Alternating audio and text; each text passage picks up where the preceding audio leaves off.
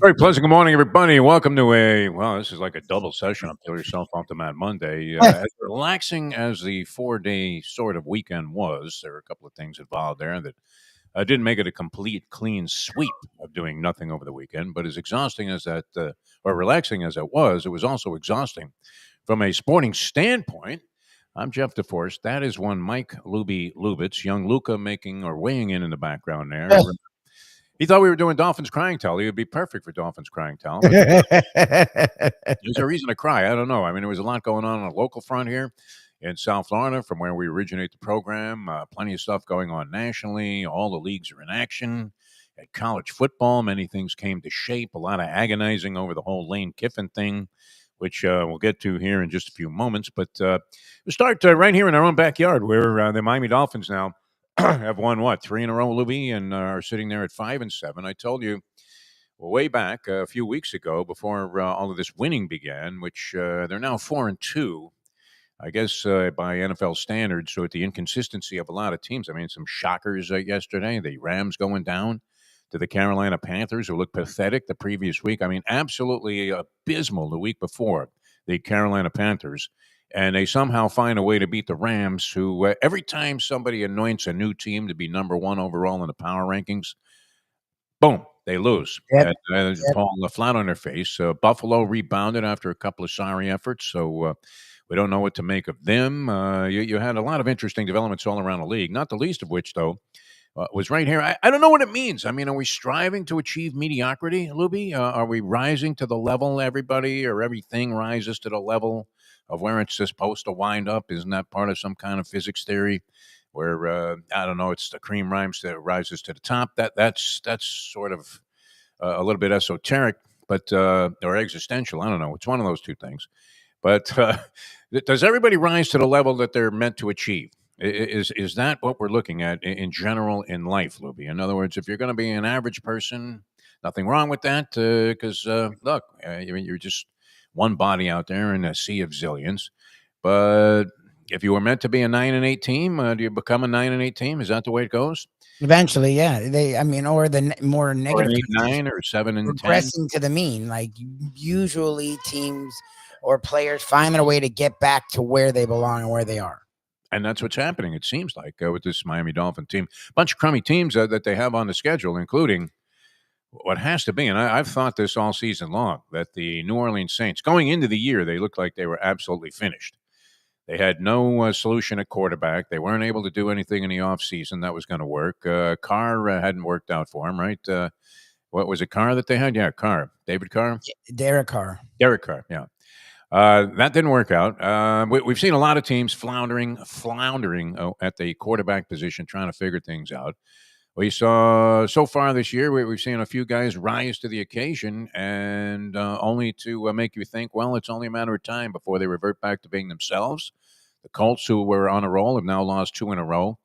But Miami has this nasty tendency, and you really have to start to wonder. I got any number of texts during the course of the game, Luby. Did Tua Tagovailoa forget how to play quarterback? Is there something wrong with this? Annoying because I, up until this season, didn't fight with people when they talked about his abilities, because if you look at the stats, his abilities are there. It was the ability to stay healthy, which is still an ability, and it's something that he struggles with mightily. This year, he's staying healthy. He can't play well. Like he just goes through long stretches where he just looks lost. The turnovers are one thing, but also he's just missing passes. He's just late on passes. The stuff that he's good at is timing and getting rid of the ball quickly and accuracy, and you're seeing him miss that more than he ever has. Some of that timing naturally diffused by the fact that they don't have Tyreek Hill in the lineup, which almost everything else was contingent upon. If your first read was going to be Tyreek Hill, that changes the progressions. But this doesn't seem like he really has. You're looking at a declining aptitude, it seems like, for playing a position. So here they are. They won. They've won 3 in a row. Mike McDaniel has salvaged some dignity, at least, from this job. Now, they are beating some crummy teams. They did beat the Buffalo Bills as part of that, which you can't take for granted. New Orleans should dominate, and they were dominating the ball game. There really didn't seem to be much of a threat at 16-0. and somehow they end up needing to defend the 2 point conversion, which didn't turn into 2 points for themselves, but needing to defend a 2 point conversion to stave off the Saints at home. Not exactly the kind of stuff. I mean, it wasn't the thrill in Manila this ball game either. Did you notice something else, Lubie, about this? I mean, you talk about losing your fan base. Never mind losing the locker room, Mike McDaniel. Were the fans disguised largely as empty seats for this ball game? It looked like a very sparse crowd. There were a lot of holes down there in the lower ball, and it wasn't just because I tuned in just after halftime or anything like that. Because I was watching the majority of this game and it looked empty. I mean, it really did. Kind of sparsely populated the crowd there. It almost looked like a Canes Virginia Tech game, Yeah. late in the season in a meaningless fashion. But we did have the Canes come through, so that was big. But what kind of problems? I mean, are the Dolphins actually facing now a problem where there's only a certain amount of the fan base here? So where are they gravitating to, Libby? Are they gravitating towards the Panthers now, 2 time champions, defending champions? I think the same cult people are still involved there for the most part early in the season. The Miami Heat had a interesting comeback against the Detroit Pistons. This was also the mark of a team that's maturing, Luby, where the Detroit Pistons had their 13-game winning streak snapped. They lose to Boston. They come south. They lose to Orlando. And then come on the second night of a back-to-back in Florida. Always a very difficult assignment and a real cream puff assignment for the Miami Heat on most occasions. And the fact that they rallied to win that game, is that not a sign that maybe there's a little bit of a turning point that they're experiencing right now? Your favorite team to talk about besides the Miami Heat, the Detroit Pistons. What do you think? I think they're a very interesting team. They have a lot of talent. Their issue is that they're young, but they got a lot of experience last year pushing the Knicks to, did it go 6-7 game series that people did not expect it to go that long. And you've seen Cade Cunningham the last 2 to 3 years grow up in front of our eyes. And this year he's really ascended to be the number one player on a really good team. And even though Duncan Robinson doesn't do much, those are the kind of moves that help a young team at least mature, is bringing in veterans that have playoff and championship contending experience. And the Pistons are very interesting. And look, the Heat always struggle with the Pistons will be horrendous. The Heat will be really good, and the Heat will lose by 15. Like the Heat have this weird thing with the Pistons. So it makes sense that the Pistons would struggle, lose 2 in a row, struggle in that game, and find a way to win. But I will say for the Heat, this is a season that I was hoping for, but we didn't know if we'd get it. When you look at the East, there was a lot of question marks, and the Celtics have been all of that. The Cavs have been very questionable. The Knicks have been questionable. Like, it's a wide open conference, and I was like, dang, so for the Heat to be a 10th seed this year would be annoying.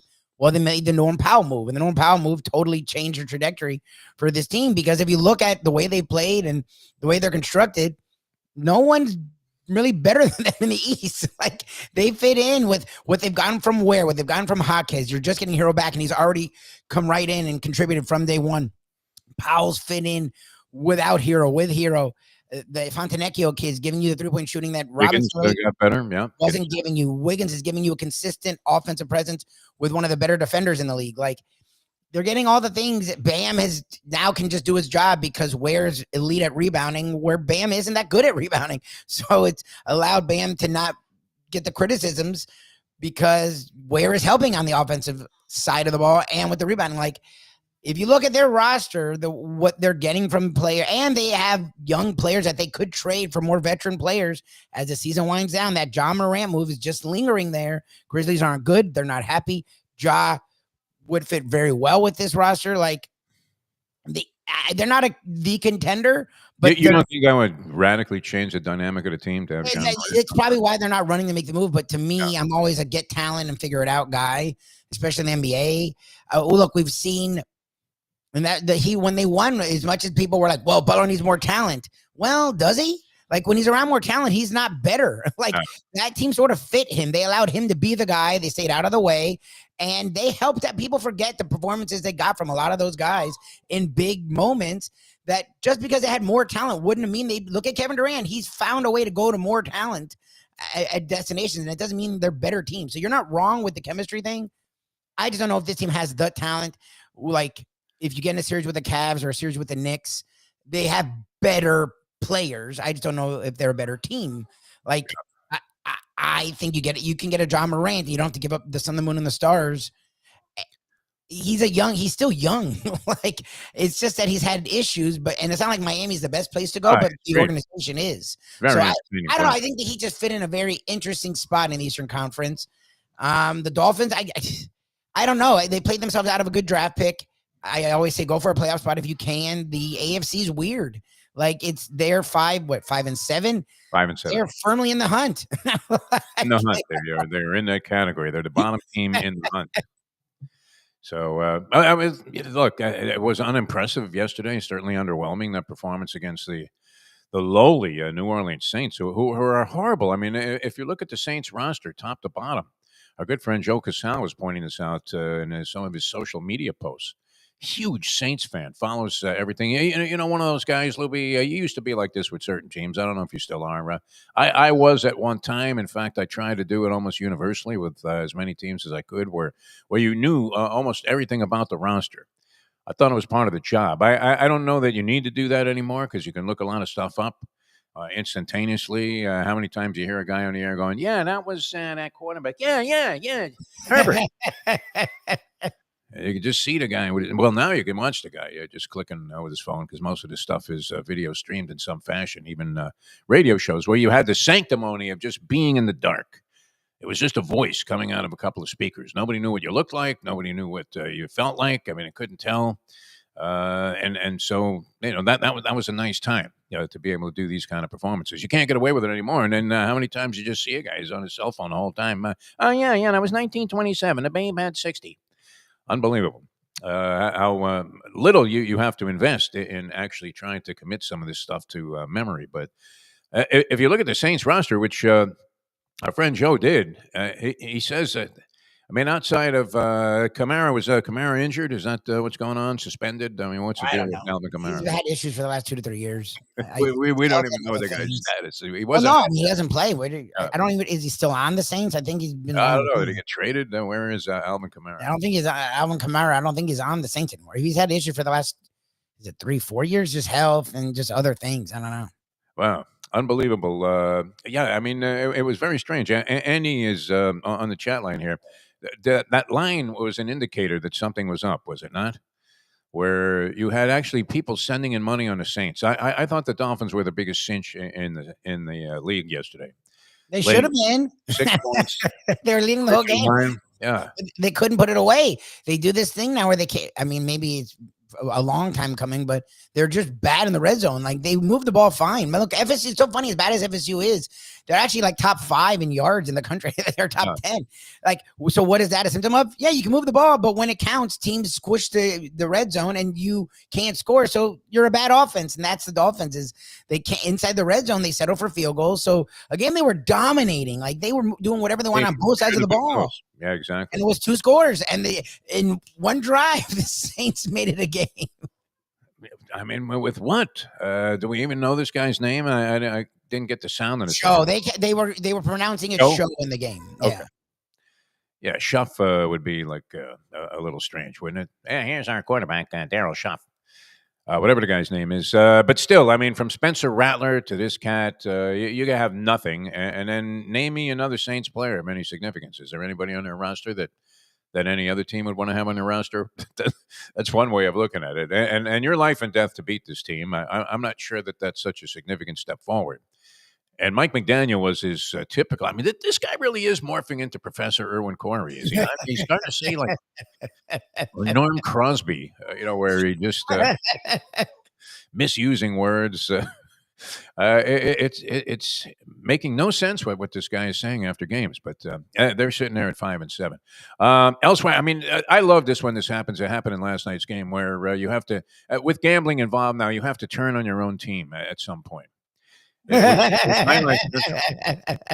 right, so you're laying 6. In this case, this was just off a individual booking action I had, as I've been doing all along with my buddy Francesco, who, I mean, we probably bet at least 200 games on the season so far, college and pro games, at least 200.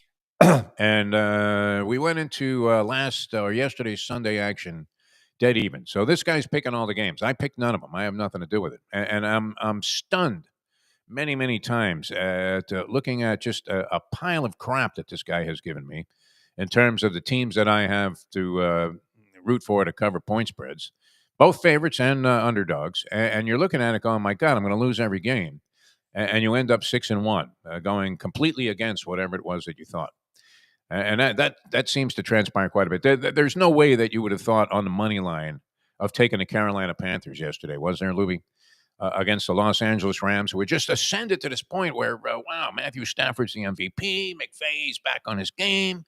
These guys are rolling, number one power ranking team on just about everybody's list, and then boom, you lose to Carolina. I don't know that I've seen a more anemic, pathetic effort than Carolina had the previous week with Bryce Young in there. I mean, he literally looked like some guy that you brought in off a Pop Warner team to quarterback, and you would have thought that they would have had no shot. So if you can anticipate that kind of stuff, you're in much better shape than most people who are just getting buried by the inconsistency and the relative parity that's out there being on display almost on a weekly basis in the National Football League. And now, Luby, because they've turned this into even more of a bizarre, unregulated system than pro sports has, where at least you have to trade for guys and give up something. Now you just wave some cash in the transfer portal, and boom, I got your best player. 100%. Yeah, that's not supposed to happen at all. But these reports of, well, this guy's going here. It's like he's still on a team. It was very revealing when Dan Hurley was on 60 Minutes, and they were talking to him, and he said, and this was prior to, I guess, or sometime during the NCAA tournament. Would he be doing interviews during the NCAA tournament? Hurley might, because he's crazy. Remember, he was saying there are guys on my team right now that I know have already made a commitment to leave. Yeah. And they're still playing for this national championship. Yes. And it's insane. You don't have this in the pros. I mean, you have a guy that gets hassled after the game. Hey, you think you're going to Cleveland? No, that was the thing that happened with the Dolphins with the whole Brady thing, where they got punished because he was on a team and they were trying to go behind back channels to get a guy that's already under contract. Leave it to the Dolphins to even bungle the illegal crap that they're trying to do. Yeah, unbelievable at that period of time. But I mean, it's insane. So it's been wildly inconsistent. It's no surprise what goes on in college football now. I mean, even an astute handicapper like the professor was having, in terms of one loss percentage in games that he really liked, he was having a bad year by his or any other standard, and especially by his standard because the professor studies his stuff like all day long. Off season, whatever. You ever seen anybody that was more plugged into this stuff? I mean, maybe there are people somewhere, but you talk to the professor even more than I do about sports, and for him to be zamboozled by what's going on in college football, and to a lesser extent, I guess, I don't know, is it easier to read what happens in college basketball when you get a transfer? Oh, I guess, yeah, I guess. It hasn't taken hold to the one guy can make that much more impact. Yeah. And that's who's there and who left. Like football, you lose track. There's just so much movement, so many teams, and there's so many players on each team that it's just hard to keep track of. But I like this when this happens, and it happened last night because of the proliferation of gambling and the fact that I ended up getting roped in just when you thought you were out. They pull you back in. So I have Denver laying 6 points against the Washington Commanders on the road. Now, Denver is not blowing anybody out. All of their wins are by like a point or two, or so it seems. How they're sitting there at 10-2, Lubie, is remarkable. But there came a time in the game, the so-called old John Mayall thing, the turning point. Boom, boom, boom, boom, boom, boom, boom, boom, boom, boom, boom. Going back to California, a classic. Maybe one of the great albums of all time. And then, as I mentioned a few times, I had the distinction of being picked up hitchhiking back to the Syracuse campus by Mayall and his band in a white Impala, Lubie, a nondescript car for a blues rock legend. He was already legendary in England. This is in this had to be like 1970, somewhere in there. Incredible. But this was so wild last night where you ended up having to root against your own team. Because got to the turning point, the Mayall thing, and so now you're either going to win this game by 3, with Denver hanging on to win by a field goal, or and it couldn't have worked out. It looked like the Commanders were going to have the ball with Marcus Mariota, backup quarterback in there, who was having a decent night for himself because he does certain things well, but he doesn't do enough at the highest levels to be a quarterback that you have a tremendous amount of faith in. Is that a fair statement, Lubie, or is that just a bunch of garbage? because he'll take off and run. And look, he's got his heart and soul into it. How many years has Mariota been in the league? A long time to still be playing like that.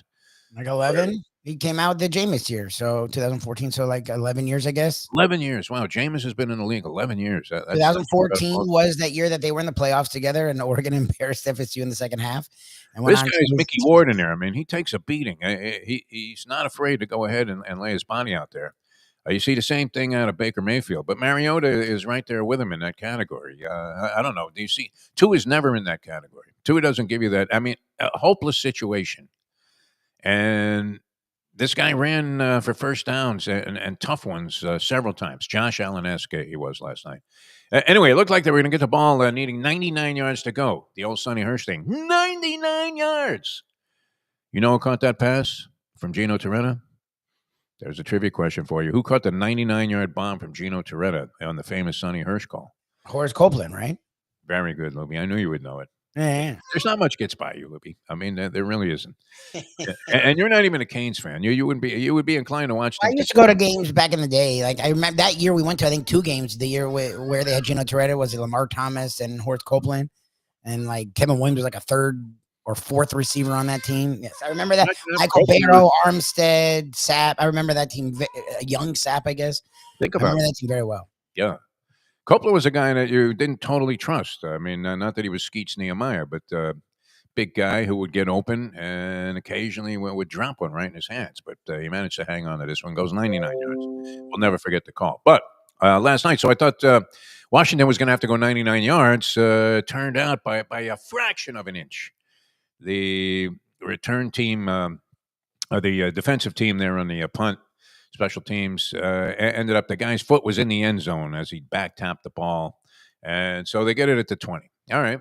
Makeable situation to march the team for a field goal. They put up a stat that Mariota, surprisingly, I don't know. I mean, he was a starter for how many years, Lubie? This guy's probably started more than his share of games, Marcus Mariota.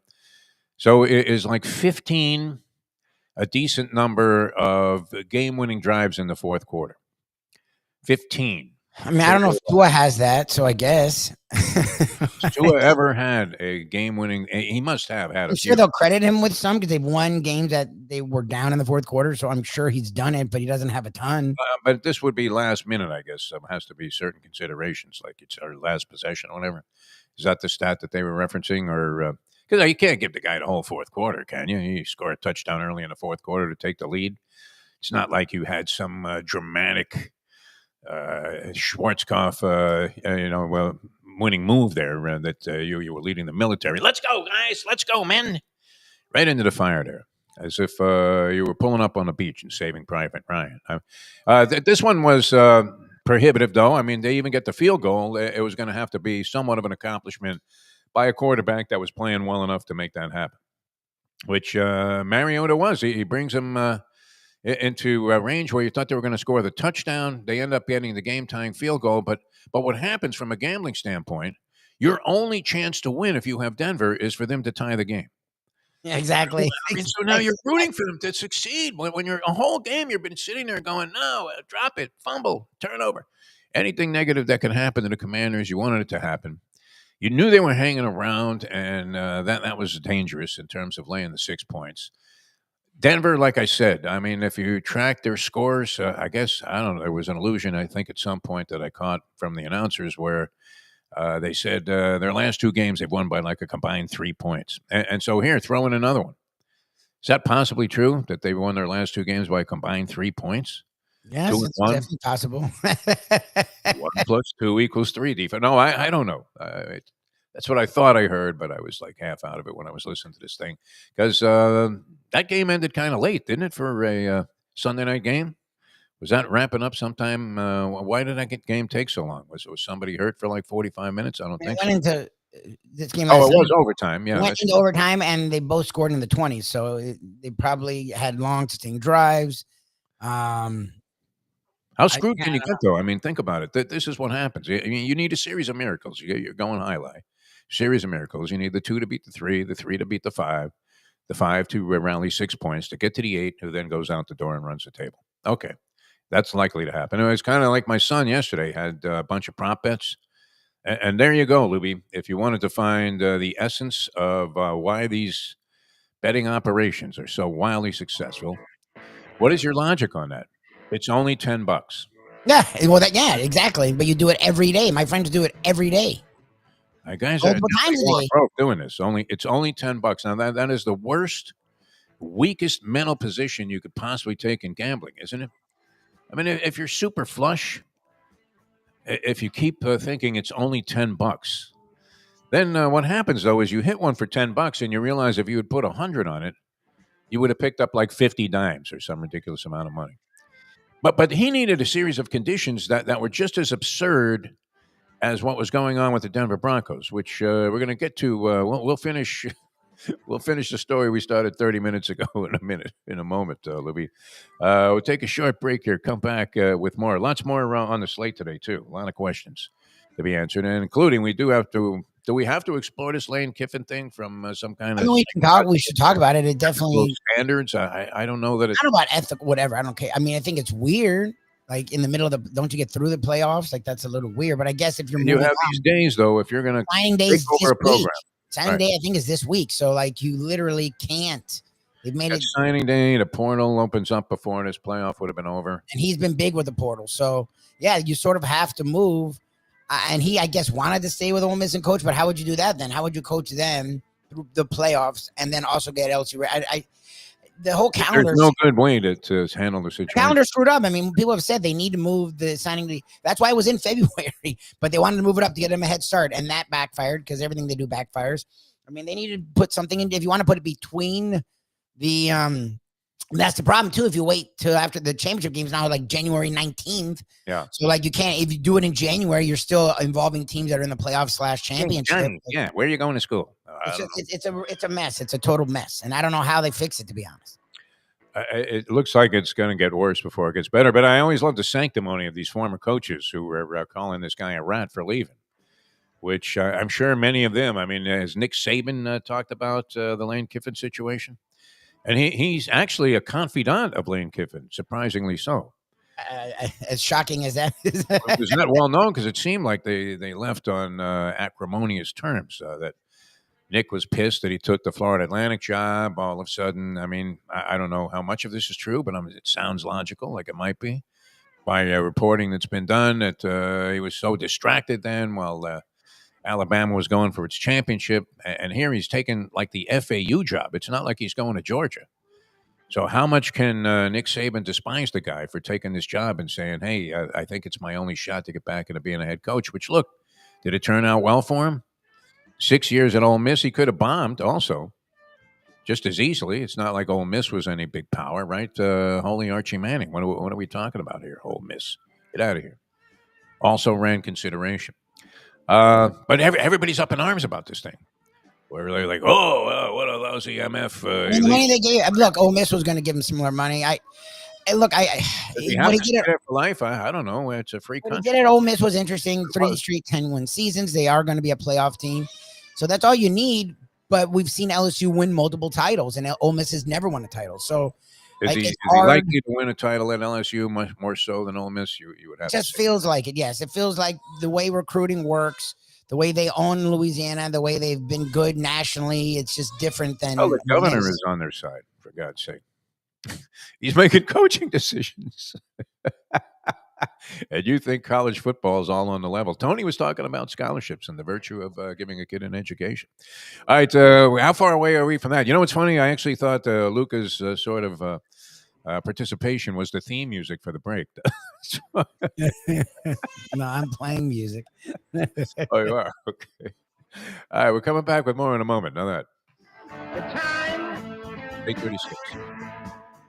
Hey, folks, Tony Segreto here. Let me ask you a question. What do you look for when you go out to eat? Good food, obviously, friendly atmosphere, not too loud, but good energy, reasonable prices, and a place where you feel comfortable. All those ingredients, no pun meant there, are hard to find unless you're talking about the Texas Roadhouse. You see, they encompass all of those attributes. Really, really good food, amazing atmosphere, good for a family, good for a date, or just a night out for yourself, and prices that will make you extremely happy. Their ribs unmatched. Steaks hand cut every day.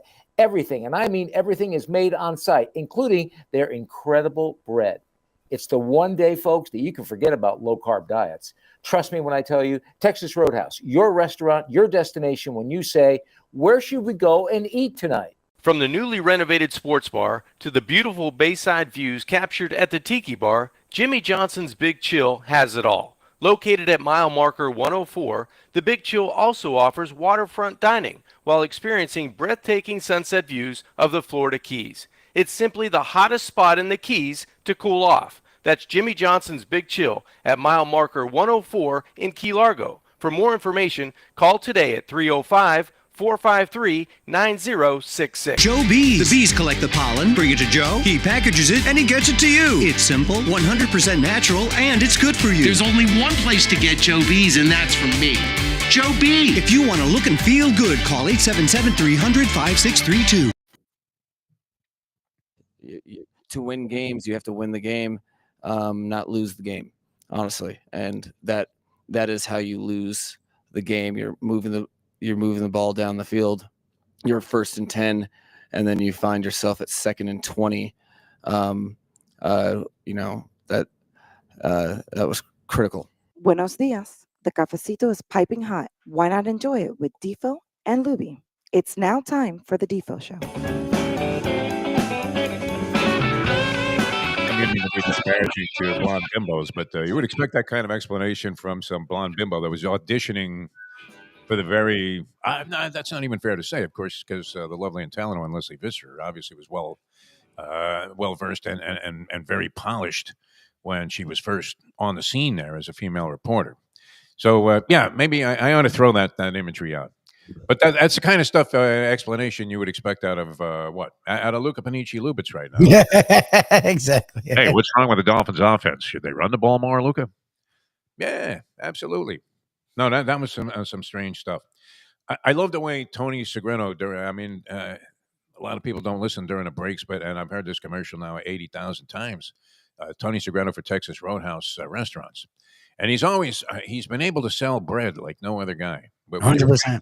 Yes. I don't know. The people, it's great when they have a great bread service. I always like that. It was one of my favorite things about restaurants. There are many restaurants that have been known for that. Beverly Hills Cafe was one, right? Yes, sir. Let's eat South Florida. What does everybody want to know? Hey, where can I get some rolls like that? You can't. It's gone. Yeah. Kaputski, man. Just like your desire to go to a corner store and get a slice of New York pizza, it's not happening down here. Readjust your thinking. That's what you need to do. But nobody shrugs off a low-carb diet like Tony does in that commercial. 100%. Or he says, well, if you're looking for a low-carb diet, forget about it, man. You're in the wrong place. Exactly. He must be. You think he takes a few of those rolls with him when he leaves the restaurant? I don't think he does, but I would. I do whenever I go. All right, a bunch of other stuff. I mean, there was a jockey revolt yesterday. I don't know if you caught that, Lubie. I'm watching the first race. I had a mind bet working after getting crushed on Saturday, and I returned to what I thought was going to be a seat of glory. We came up completely empty. I mean, just no gas in the tank whatsoever, and you realize we're in the middle of effing nowhere. Not going to get out of this one easily. But, yeah, after the first race, some kind of dispute. I'm sitting there thinking, oh, geez, I got this. I would have hit the pick 5 that I handicapped on the throne out of the New York Post in the morning without an extensive amount of information. And it's incredible how many times when you're not in action, you hit those sort of things. Yeah, of course. The minute you bet your own money, whoosh, right out the door. But, I mean, it was kind of weird. All of a sudden, the horses are just walking around for the second race. They ran a race, and then the jockey said, you guys are assholes. We're not working for you anymore. And they walked out. So that was that. Hey, that's interesting. I don't know. We'll see if that gets resolved. It was over like the assistant clerk of scales, who I didn't even know the clerk of scales had an assistant. It's one of those things. I mean, what is the clerk of scales doing? He's sitting there going, 118? Yeah. Okay, Dettori. You can go out there. It's like you're sitting at a Don King weigh-in over and over again. I don't know that I've ever seen a guy where there was some cause for alarm that the weight was off. I think those scales are what? Like, literally, they have to be like the scales that you have at some of these boxing weigh-ins where you never see the scale back in the day. Yeah. I like when they used to, What do you think of those ones in the doctor's office? Do they still have those where they balance the thing? I always like those. 100%. But it's Are they more accurate, Lubie, or is that I bull? never trust them, so I don't know. The doctors I think still use them. I think we for Luca. I think they Yeah. have it sitting there. I think they put him on the For a digital. baby, yeah, I could see there. that. It's like weighing a dozen They bagels. have it there. Like when we used to go to the doctor with Shirley, they would use something sort of like that. Like, yeah, I don't know. I always thought that was weird. I'm like, we have digital scales. Like, You would think too that at any supermarket, Publix being, of course, the most prominent here in South Florida, that the guy who calibrates that giant scale when you walk in would have that thing at least 5 pounds lower than the actual truth. it's never Because right. why would you want to walk in? People weigh themselves when they walk in. They don't weigh themselves when they walk out. Have you noticed No. that? Yes, always. Nobody's walking out of the store. You weigh yourself, you walk in, and you're in shock. Like, how could I weigh that much? What can I possibly buy to eat? I should never eat again. Which a Exactly. lot of people might be saying right now. Now, how are you feeling about this? Because it is December 1st, and isn't this where you start to actually think about conceptually embracing the resolutions you made last year, Oh, good. all the stuff you were going to do this year, and you're thinking, I got 1 month to go. Yeah, exactly. The clock's ticking. Not any time to have any discipline either. Because you got a lot of days off that you otherwise wouldn't have. A lot of it centers around food. That's for sure, and it certainly did center around the sporting world over the weekend. All right, well, what struck your fancy the most? I mean, you had Florida State. That was ugliness. I don't know that really mattered to anybody, except it's just further evidence that. And Jesse's lovely wife Kelly, a huge Florida State fan, having gone to Florida State, like many of the people in our circle. Have some affiliation to this joint, other than just a general respect for Bobby Bowden when he was coaching. He always made you feel good. That was the thing about that. How hard is that of a characteristic? How come more people don't have that same characteristic, Libby? Especially people in high positions where it might actually mean something to somebody. Like I feel like my life was enhanced because Bobby Bowden was nice to me. Yeah. That kind of guy. I mean, you don't get that from too many guys, right? Do you No. get that feeling from Nick Saban ever? No. Well, no, because they don't want to waste the time. It takes more time to be nice. It's easier to be mean. So they're just, I don't care about you. It's not going to affect my job. So I'm going to keep moving. And Bobby and Howard came from the school of, we have programs no one knows exist. So we need to sell them. So he was always and I didn't say used car salesman. I said the salesman, and he was one of the better salesmen ever. He put FSU on the map, and he never lost the mentality. He wasn't always the great coach he was in the 80s, but he always had the mentality of treat everyone the same. You never know who they are, or what they could do for you or your program, or good or bad. And he never stopped that. Like, other coaches get high on their horse, and they're worried about their job and their livelihood, and they don't worry about how they present themselves. And Bobby never forgot that. Bobby was always like that. Whoever you were, he treated you the same as he treated anyone else. Well, he was great too in a lot of aspects. I mean, think about all the different things he was involved in. He pioneered the path there for recognition for these kind of schools, especially deep southeast in the state of Florida, where Schnelly followed the same path. You start taking on some heavyweights on the road, and you're scheduling games that everybody thinks, what is this guy, flat out of his mind? He's got Notre Dame and then Ohio State. And then you would go on the road and beat some of these teams. And then after a while, nobody wanted to play you anymore when the schedule was more dependent on playing people of caliber to have a chance to win the national championship. You think it was more so then than it is now? Because certainly there were their share of clubbing of SEALs type of game schedule. But he pioneered that path for Schnelly. Schnelly gave him credit for it, and it worked for him. Of course, he suffered the... cruel slings and arrows of outrageous misfortune with those right and left. Field goals, yep. Tough, man. I mean, that's 2 titles taken away. They didn't make that much. I don't know. How much cheating was he doing, Bobby Bowden? Because they did subtract like 17 wins from his resume, which now that he's dead really probably doesn't matter too much. I mean, that was dumb, because it was about an online scandal where there was barely any football players involved. It was mostly baseball players. It was still, to this day, for all the stuff that could have gone behind the scenes, it was one of the dumbest things that he got in trouble for. Like, my favorite, though, about the characteristic, of course, well, 2 things. He had the iron cast stomach, so he could go in there and he could literally gargle with Mama's meatloaf while the kid was signing the letter of intent. Just sit there and go, "Hey, Grandma, you mind if I have another slice of that wonderful meatloaf you're making?" You're like, "Wow, this guy's got that Southern charm," and it worked because he was able to get all of these guys from these areas where I don't know. Schnelly was the same way. He would like venture into Liberty City 100%. with the pipe, and you'd be literally the only white guy within an 8-mile radius. Had no problem. Hey, listen, Pops, you want to come in here? No sweat. But the fact that he could remember where every hometown was, I don't know. Do you think he had that on a sign, Bowden, on the Bobby Bowden show? I'm sure at some point, yes. But early in his Would early throw days, any name at him. Yeah, little Johnny Oh. Jones. I mean, we met coaches. Coaches' memories are ridiculous. Like, it's just insane the stuff they remember to the nth degree. Like, Yeah. I'm sure most of his career that was true. Now in the older days, I don't know, but yeah, I mean, Bobby was just different, and now it's different because teams regret scheduling good teams. They're like, Yes. even with the playoffs, that's the funny. The playoffs show, okay, well, there's more teams, so you can afford to lose here and there. But now that 12th spot is like gold. So what was resolved in college football? Ohio State got its win over Michigan. Yes. Texas A&M was beaten by Muddy things up a Sarkisian, little. who's been choking in these games, and there was a sign there, an early sign from the gods of gambling that maybe they weren't going to make it all the way through the season undefeated. Of course, I picked them to win, and was more than willing to lay 2 and a hook. And they looked like a complete fraud. I mean, you talk about Fugazi. That was Texas A&M in this game. Getting beaten by a Texas team that was very underwhelming this year after being preseason ranked number 1.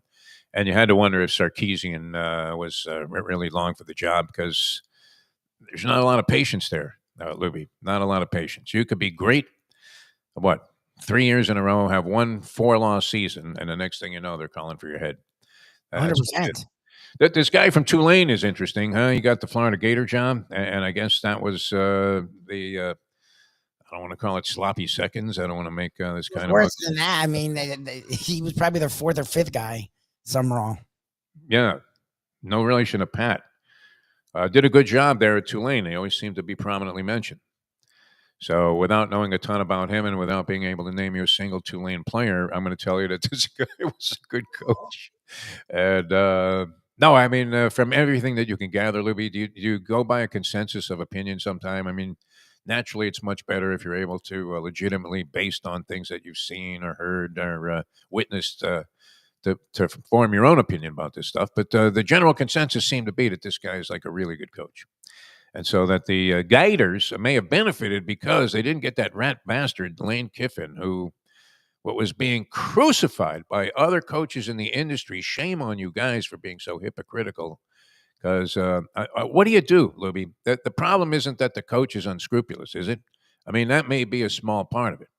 That he's essentially saying, okay, guys, we're going to live and die together. We're going to battle together. Yeah. The whole military thing. And then you just like look at him and go, yeah, but guess what? I got $100 million from these other cats. And even though this school was willing to match it, not being able to afford anything close to this for a head coach, I'm just gonna go ahead and take the other job there because for my benefit, it seems like I would have a better chance of actually winning a championship, which I haven't done in my career. Now, the other side of that, though, for all these sanctimonious proclamations that were being made about Lane Kiffin, and the only thing we know of Lane Kiffin is through Paul Castronovo, who passed along to us that Lane Kiffin was a fan of our show when he was coaching at FAU. Now, we used to, and we had him on a couple of times, didn't we, Lubie? We had him on a couple of interviews. I don't remember if he was fully, I mean, coaches should be sharp in the morning, should they not? He wasn't. He was one of the rare guys that in the morning, because we had him on. I remember one time we had him on later in the morning, and he was very different than when we had him on early in the morning. Yeah. The worst case of that, besides the comedians that we had on a couple of times, was, and this was prior to me working with you, Lubie, was when we had an early morning interview that the lovely and talented one had arranged with what we thought was going to be a very erudite and bright and funny Bob Huggins.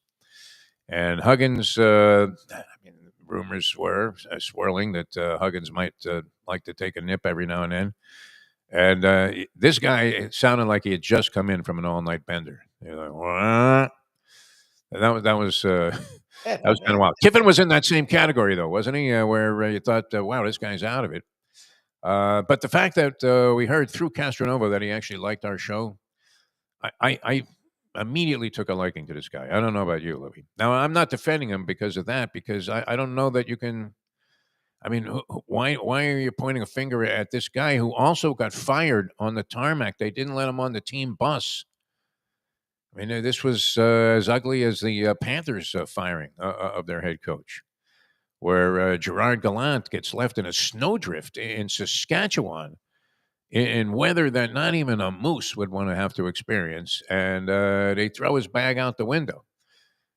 And I think it was Yager. I said, Yes, yes. Jerry, you were like, hey, Jerry. "Hey, Jerry, here's your stuff." This happened to Lane Kiffin also. I mean, so look, what was the guy not going to be making any money if he didn't take this job? They said they would match any offer. Please just stay.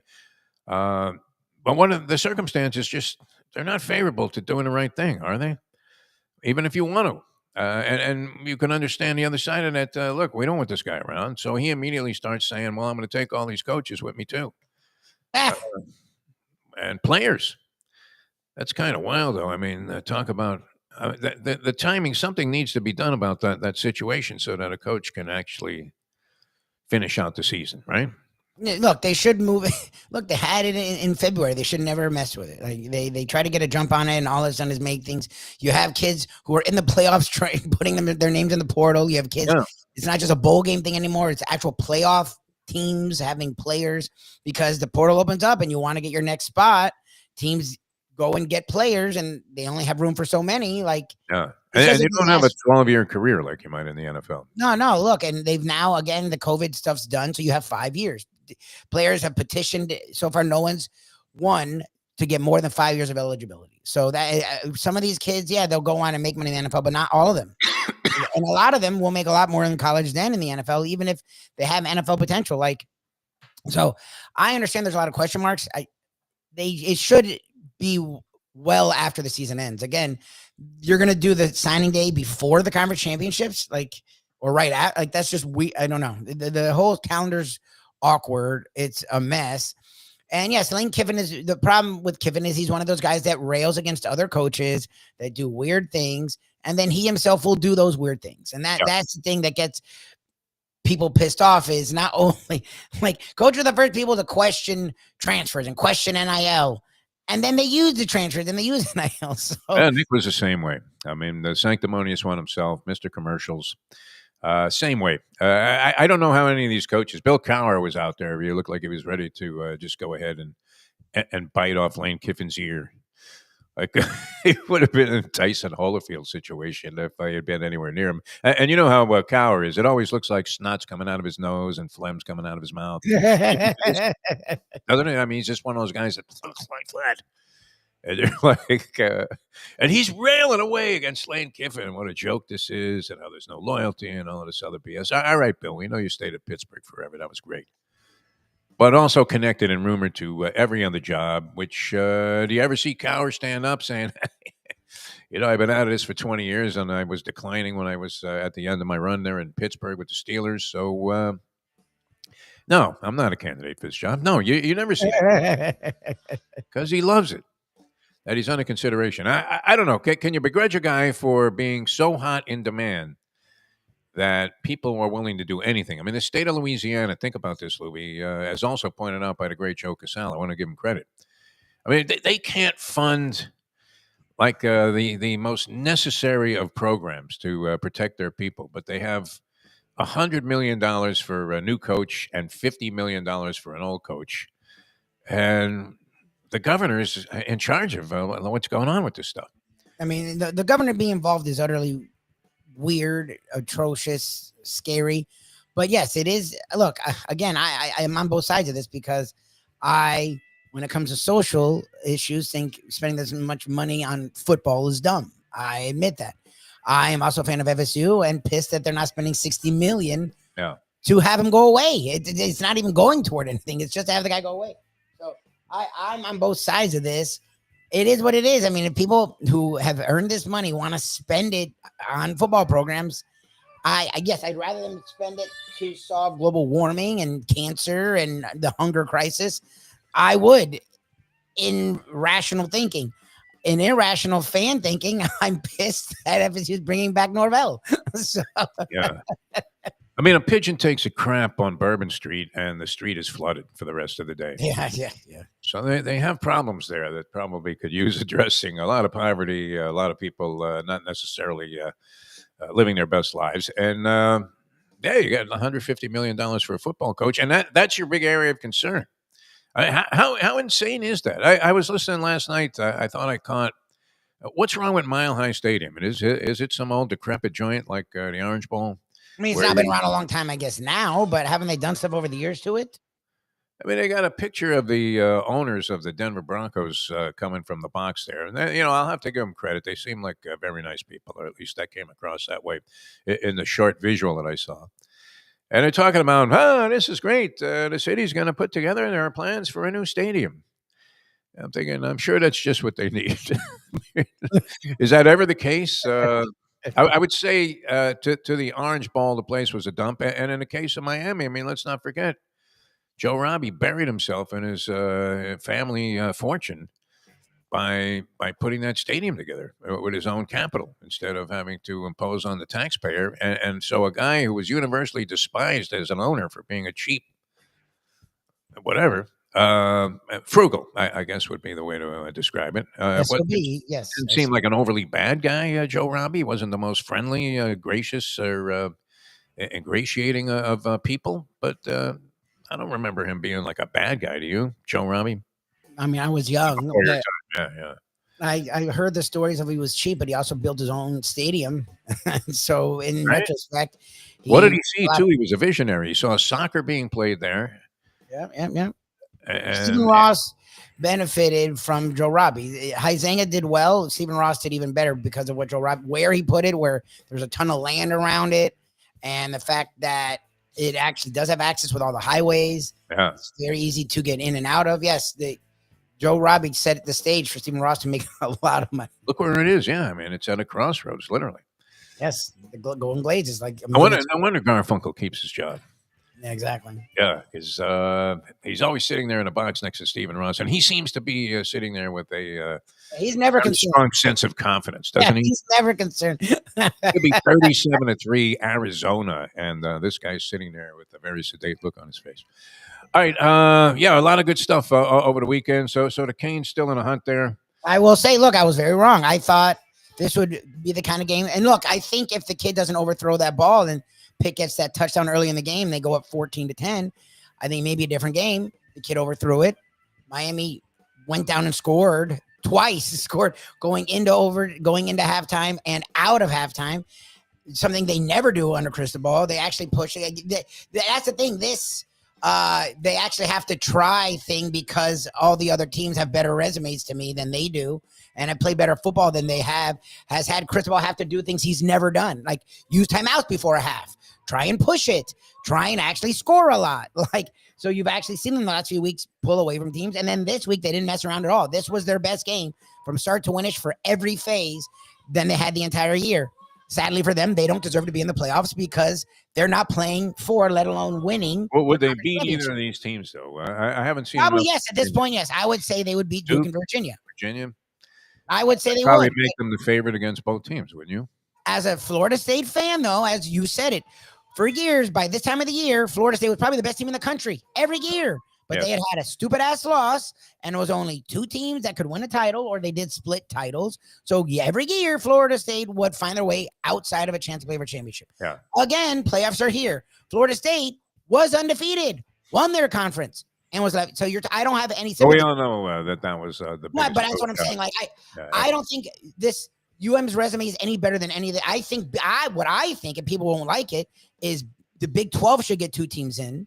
The SEC should get 5 teams in, and I don't think Notre Dame or Miami should be in either. Like, I don't think either should be in. I think all those teams are better teams than Notre Dame and Miami. You got to put that on TikTok, man. You'll get a zillion. I said it on Twitter. No one said anything. No one look, BYU is a one-loss team right now, and if they lose the second game, it'll be to a top 5 Texas Tech in a conference championship game. Like, for them to get left out, I think BYU getting left out is way worse than Miami or Notre Dame getting left out.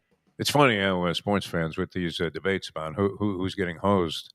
which are universal in all of sports. You could have looked at a couple of calls in the game last night, and it did seem like, all throughout the NFL, there were a lot of calls that you look at and you just go, that's atrocious that this guy missed that.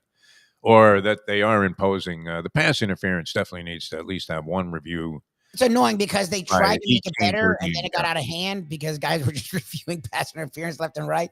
There's no consistency to the call. There's just no consistency. But yeah, to go the other way and not do it at all, and then you just watch guys have really bad pass interference. I mean, you're watching guys getting grabbed, by two different guys as they're crossing the goal line on a slant pattern. And holy Malcolm Butler, the other team comes up with the ball. No call. Look, officials aren't going to be able to get every call in a pristine fashion correct every time. We know that, especially subjective calls. But some consistency in the way that they're administrated. Is there a head of officials, or do they just kind of run their own shop, these guys? I mean, they used to. Is Ed Hockley still with us? I don't know. Is he like the head of alive? I don't know. Has the same body. Yes. It's a weird thing, man. You think Luca's going to have the same body that you have? I don't know. Hockley's son has like these giant arms, man. Like you could just squeeze your head like it was a zit and it would implode.